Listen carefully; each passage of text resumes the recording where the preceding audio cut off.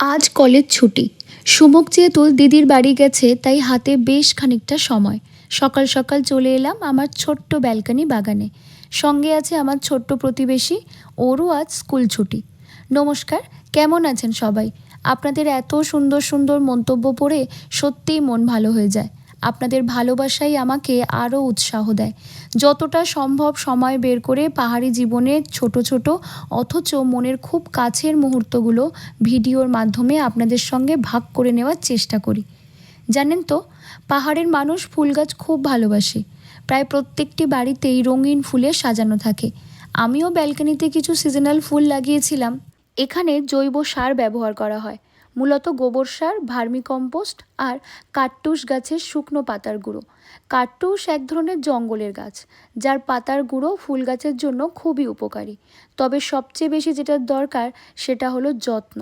যত্ন করে রাখলে শুধু গাছ কেন, সব কিছুই ভালো থাকে। মাঝে মধ্যে সবজির খোসাও সার হিসেবে ব্যবহার করি।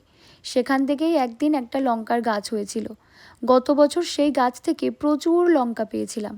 পরে অবশ্য গাছটা শুকিয়ে যায়। আমি গোড়াটাকে অন্য একটা টবে বসিয়ে দিয়েছিলাম। কয়েকদিন পর দেখি পাশ থেকে নতুন চারা বেরিয়েছে। আর এখন দেখুন, গাছটা লঙ্কায় ভরে গেছে।